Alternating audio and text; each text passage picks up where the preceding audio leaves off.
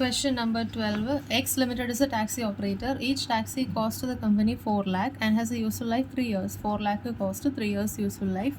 Taxi's operating cost for each of 3 years and salvage value at the end of year. End of the year, year 1, year 2, year 3 end operating cost and resale value തന്നിട്ടുണ്ട്. You are required to determine the optimal replacement period of taxi if cost of capital is 10%. So cost of capital 10%, we need to find the optimal replacement period. അതായത് at the end of year 1 ആണോ replace ചെയ്യേണ്ടത്, 2 ആണോ 3 ആണോ, which one is better. We need to find the best time to replace the asset. Okay, അത് നമ്മൾ equivalent annual കോസ്റ്റിൻ്റെ ബേസിസിലാണ് decide ചെയ്യുന്നത്. ഓരോ കേസിലും ഇക്വാലൻ്റ് ആനുവൽ കോസ്റ്റ് കണ്ടുപിടിക്കാം. കോസ്റ്റ് കുറവ് വരുന്നത് ചൂസ് ചെയ്യാം. ഇക്വാലൻ്റ് ആനുവൽ കോസ്റ്റ് എന്ന് പറയുന്നത് NPV divided by present value annuity factor. So first NPV എങ്ങനെ കണ്ടുപിടിക്കും? നെറ്റ് പ്രസൻറ്റ് വാല്യൂ എന്ന് പറഞ്ഞാൽ present value of cash inflow minus cash outflow. So initial cash outflow is 4 lakh. Okay, ബാക്കി cash inflow എത്രയാണ്? 2,80,000 minus 1,80,000. Cost 1,80,000 കോസ്റ്റാണ്. So അത് minus ചെയ്യണം. At the end of year 1 തന്നിരിക്കുന്നത്. സോ നമ്മൾ ഡിസ്കൗണ്ട് ചെയ്യണം. ഡിസ്കൗണ്ട് റേറ്റ് 10% ആണ്. So minus 1,80,000 divided by 1 plus 10% plus 2,80,000 divided by 1 plus 10% minus initial cost 4 lakh ചെയ്യുമ്പോൾ NPV if taxi is kept for 1 year കിട്ടും. Minus 3,09,090.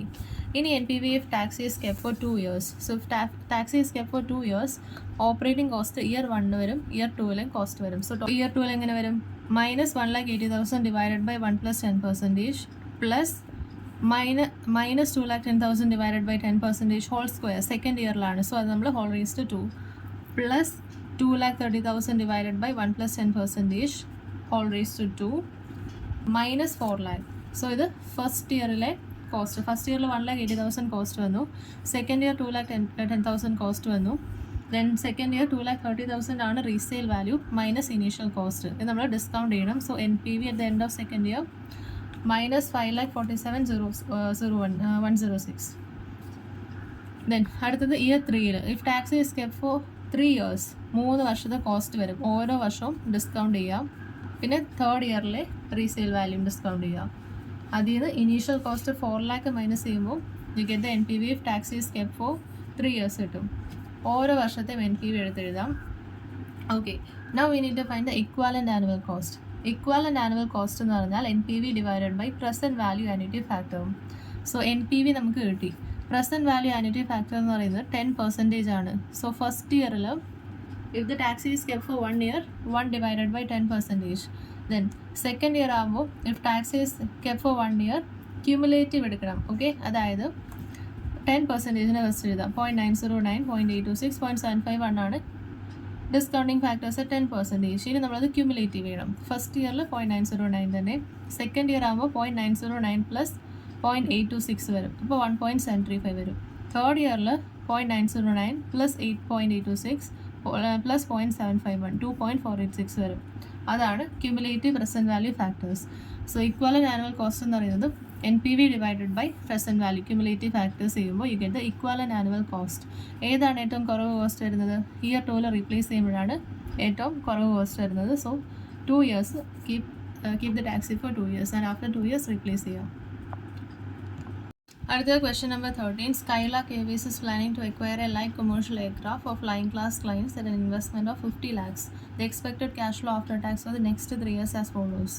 Okay, initial cost വരുന്നത് 50 lakhs ആണ്. Year 1, year 2 and year 3യിലെ cash ഫ്ലോയും probability തന്നിട്ടുണ്ട്. Company wish to take into consideration all possible risk factors relating to airline operations. The company want to know expected NPV of this venture assuming independent probability distribution with 6% risk-free rate of interest.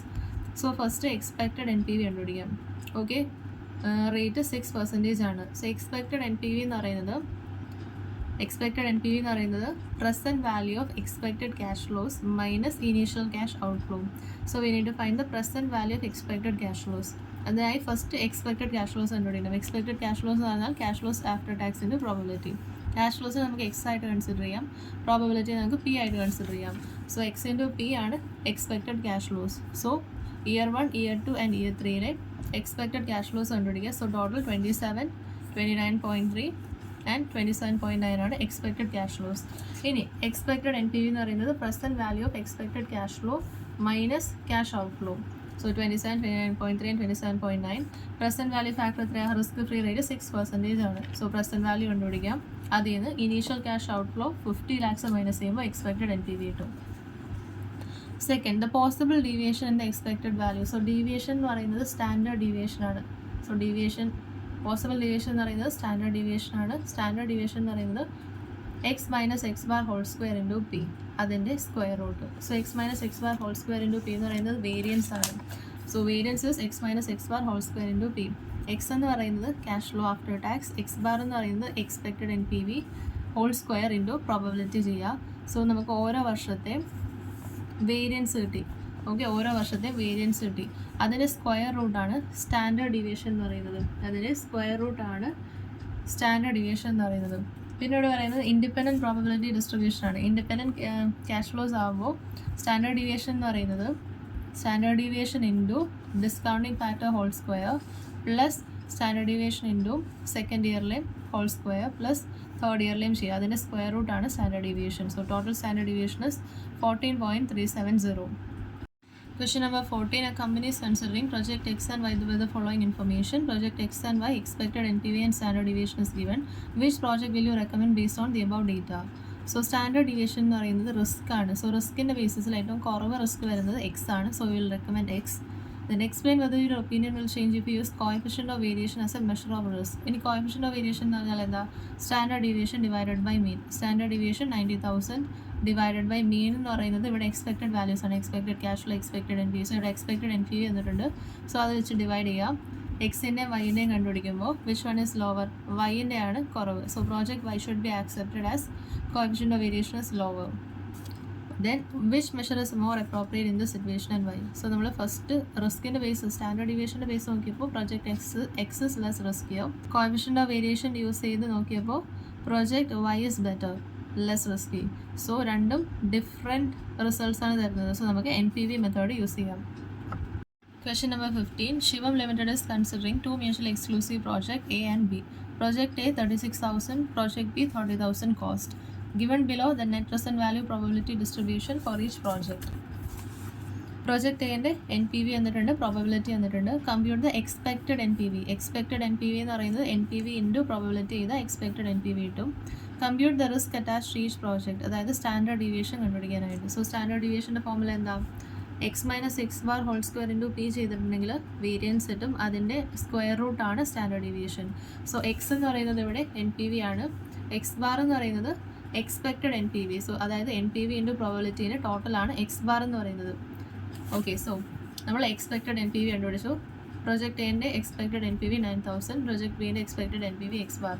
ഇനി standard deviation എന്ന് പറയുന്നത് X minus X bar, അതായത് X എന്ന് പറയുന്നത് N P V minus expected N P V, first സ്റ്റെപ്പിൽ കണ്ടുപിടിച്ച 9,000 ഇൻറ്റു പ്രോബബിലിറ്റി. So we get the variance. So 198 lakhs ആണ് വേരിയൻസ് ആയിട്ട് കിട്ടുന്നത്. അതിൻ്റെ സ്ക്വയർ റൂട്ടാണ് standard deviation. Okay, so standard deviation of project 4450 കിട്ടി, പ്രൊജക്റ്റ് ബി 3795 കിട്ടി. ഇതിൻ്റെ ബേസിൽ ഏത് പ്രൊജക്റ്റാണ് ലെസ് റിസ്കി? ഇവിടെ എക്സ്പെക്റ്റഡ് എൻ പി വി നോക്കുമ്പോൾ രണ്ടും സെയിം ആണ്, 9,000 ആണ്. സ്റ്റാൻഡേർഡ് ഡീവിയേഷൻ റിസ്കിനെ കാണിക്കുന്നു. So standard deviation of project 4450, project B 3795. So project B ആണ് less risky. So project B ആണ് ചൂസ് ചെയ്യേണ്ടത്. Compute the profitability index of each project. Profitability index എന്ന് പറഞ്ഞാൽ expected N P V plus cash outflow divided by cash outflow. So expected N P V നമുക്ക് രണ്ടെണ്ണത്തിന് കണ്ടുപിടിച്ച് 9,000. Then cash outflow ക്വസ്റ്റിൽ തന്നിട്ടുണ്ട് 36,000 and 30,000. So അത് substitute ചെയ്യുക. 1.25 and 1.3 is the profitability index.